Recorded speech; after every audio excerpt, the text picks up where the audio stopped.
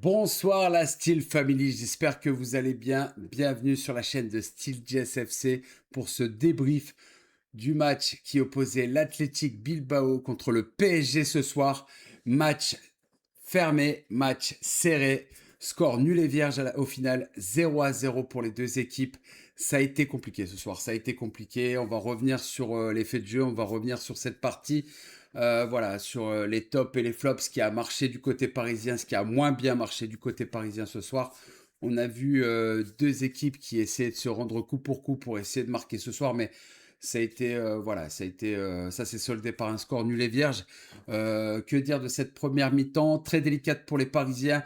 On sentait qu'ils n'étaient pas préparés au fait que les Espagnols tentent un pressing assez haut. Voilà, ils pensaient que l'Athletic Bilbao allait jouer en bloc bas resserré, même si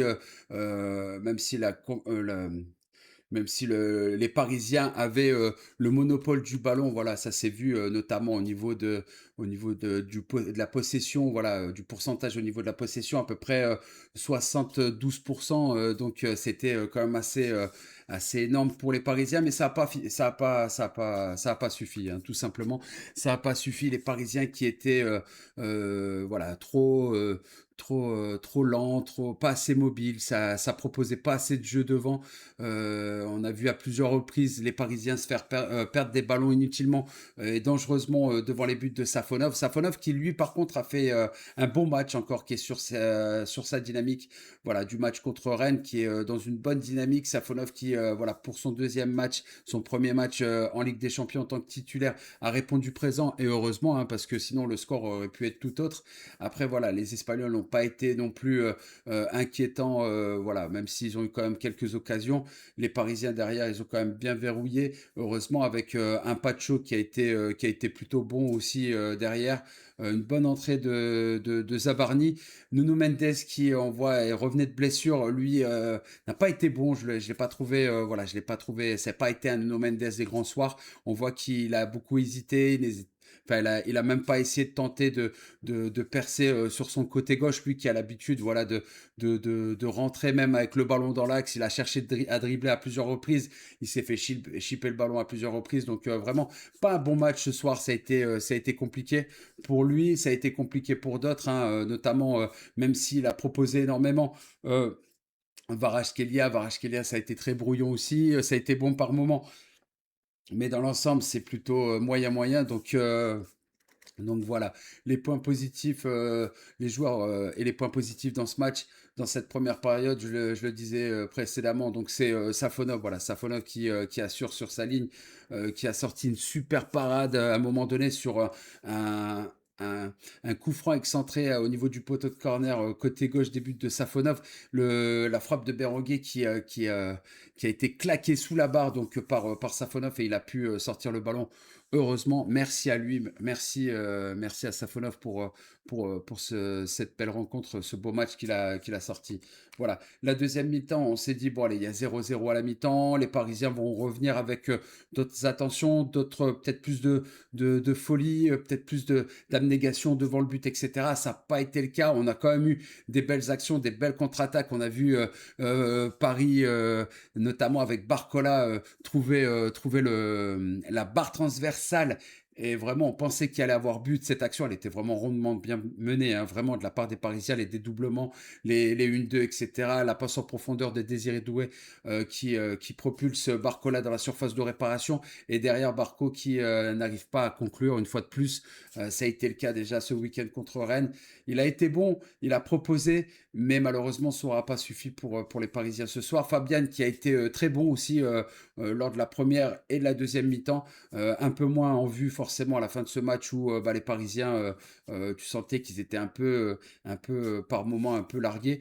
Il faut aussi qu'on parle du coaching de Luis Enrique. Est-ce que c'était le bon moment pour faire rentrer Désiré Doué, qui était de retour de blessure après un long moment, et de sortir Barcola? Je ne pense pas. Je pense qu'il aurait peut-être dû insister avec Barcola qui tout le long de ce match en fait proposait des choses, voilà, et monter crescendo jusqu'au but, hein. Il aurait pu, je pense, essayer d'insister, et puis pourquoi pas avec Barco et trouver le chemin défilé. Bon, il a préféré faire rentrer Désiré Doué. Désiré Doué qui fait une entrée un peu moyenne, c'est normal, hein. Le joueur revient de blessure, ça fait un moment qu'il n'est pas dans la compétition, etc. Il va falloir qu'il retrouve le rythme des matchs, etc. Qu'il va falloir qu'il reprenne confiance en son jeu, qu'il reprenne confiance au fait aussi ne pas se reblesser, parce que c'est des choses qui marquent, hein, bien évidemment. Voilà. Match en dents de scie pour les Parisiens. Il y a eu de bonnes choses, il y a eu de moins bonnes choses, forcément. Ça a été compliqué. Après, faut pas oublier non plus que les Parisiens jouaient à l'extérieur au stade San Mamés, donc de Bilbao. C'est jamais facile d'aller prendre des points dans ce stade de Bilbao. Mais voilà. C'était le troisième, le quatrième donc, club du top 8 PSG qui affrontait le 27e.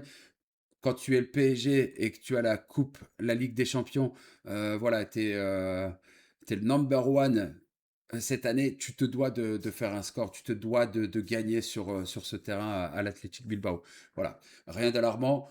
On reste sur le podium, on remonte à la troisième place après ce match en retard, bien évidemment, avant le coup d'envoi, la Atalanta qui était passé troisième et qui, du coup, terminera cinquième juste derrière Manchester City qui a gagné, hein, sur le terrain du Real ce soir 2-1 avec des buts d'Haaland. Voilà, donc on reste pour les Parisiens, on reste focus.